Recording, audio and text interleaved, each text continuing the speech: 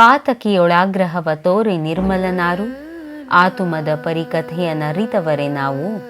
ಸೋತ ದುರ್ಬಲಿಗೆ ಸಲ್ಲುವುದು ನಮ್ಮ ಅನುಕಂಪೆ, ನೀತಿ ನಿಂದೆಯೊಳಿರದು ಮಂಕುತಿಮ್ಮ.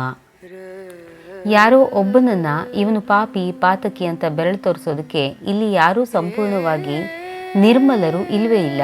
ಪ್ರತಿಯೊಬ್ಬರ ಆಂತರ್ಯವನ್ನು ಸಂಪೂರ್ಣವಾಗಿ ಅರ್ಥ ಮಾಡ್ಕೊಂಡಿರೋರು ಯಾರಿದ್ದಾರೆ ಹೇಳಿ?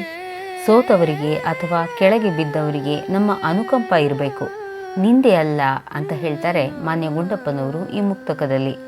ಭಾರತದ ಉಚ್ಚ ನ್ಯಾಯಾಲಯದ ನ್ಯಾಯಾಧೀಶರಾಗಿದ್ದ ಡಾಕ್ಟರ್ ಮೊಹಮ್ಮದ್ ಕರೀಂ ಚಾಗ್ಲಾ ಅವರು ಒಂದು ಸಲ ಗಲ್ಲು ಶಿಕ್ಷೆಗೆ ಗುರಿಯಾದ ಒಬ್ಬ ಆಪಾದಿತನಿಗೆ ಶಿಕ್ಷೆಯನ್ನು ಖಾಯಂ ಮಾಡ್ತಾ ಮತ್ತೊಬ್ಬರನ್ನ ನಿರ್ಧರಿಸೋದು ಬಹಳ ಕಠಿಣ ಮತ್ತು ಕ್ರೂರವಾದ ಕೆಲಸ.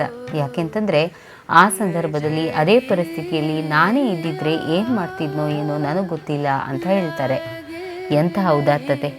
ಮತ್ತೊಬ್ಬರನ್ನ ಟೀಕಿಸೋದು, ತಪ್ಪು ಅಂಥೇಳಿ ಅದನ್ನು ಎತ್ತಿ ತೋರಿಸೋದು, ಆಪಾದನೆ ಮಾಡೋದು ಮುಂತಾದ ಕುಚೇಷ್ಟೆಗಳು ಸುಸಂಸ್ಕೃತ ಮನುಷ್ಯನ ಲಕ್ಷಣ ಅಲ್ಲ. ಸಂಪೂರ್ಣ ಹಿನ್ನೆಲೆಯನ್ನು ಅರ್ಥ ಮಾಡಿಕೊಳ್ಳದೆ ನಾವು ಮತ್ತೊಬ್ಬರನ್ನ ಟೀಕೆ ಮಾಡಬಾರ್ದು. ಅರ್ಥ ಮಾಡ್ಕೊಳ್ಳೋ ಪ್ರಯತ್ನ ಪಡಬೇಕು ಅಥವಾ ಸುಮ್ಮನಿರಬೇಕು.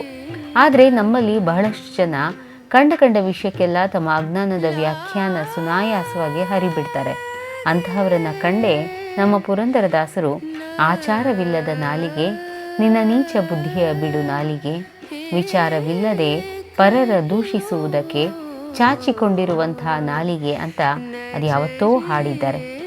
ನಾವು ಕೇಳ್ತೀವಿ, ಅರ್ಥವೂ ಆಗುತ್ತೆ, ಆದರೆ ನಮ್ಮ ನಾಯಿ ಬಾಲ್ದಂತಹ ಬುದ್ಧಿಯನ್ನು ನಾವು ಯಾವತ್ತೂ ಬಿಡೋದೇ ಇಲ್ಲ. ಸ್ನೇಹಿತರೆ, ಪರರನ್ನು ಸಂಪೂರ್ಣವಾಗಿ ಅರ್ಥ ಮಾಡ್ಕೊಳ್ಳೋದು ಸಾಧ್ಯ ಇಲ್ಲ.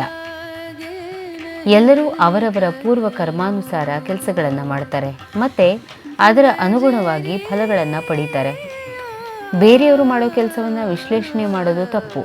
ಯಾರಾದರೂ ತಾವು ಮಾಡಿದ ಕೆಲಸದಿಂದ ಕಷ್ಟದಲ್ಲಿದ್ದರೆ ಅನುಕಂಪ ತೋರಿಸಬೇಕು, ಸಾಧ್ಯವಾದರೆ ಸಹಾಯ ಮಾಡಬೇಕು. ದುರ್ಬಲರನ್ನು ಕಂಡು ಅವರನ್ನು ನಿಂದಿಸದೆ ಸಾಂತ್ವನ ತೋರಿಸಬೇಕು. ಅದೇ ನೀತಿ, ಅದೇ ನಿಯಮ. ನಾವು ಸಹ ಅಂತಹ ಗುಣವನ್ನು ಬೆಳೆಸ್ಕೊಳ್ಳೋಣ. ನಮಸ್ಕಾರ.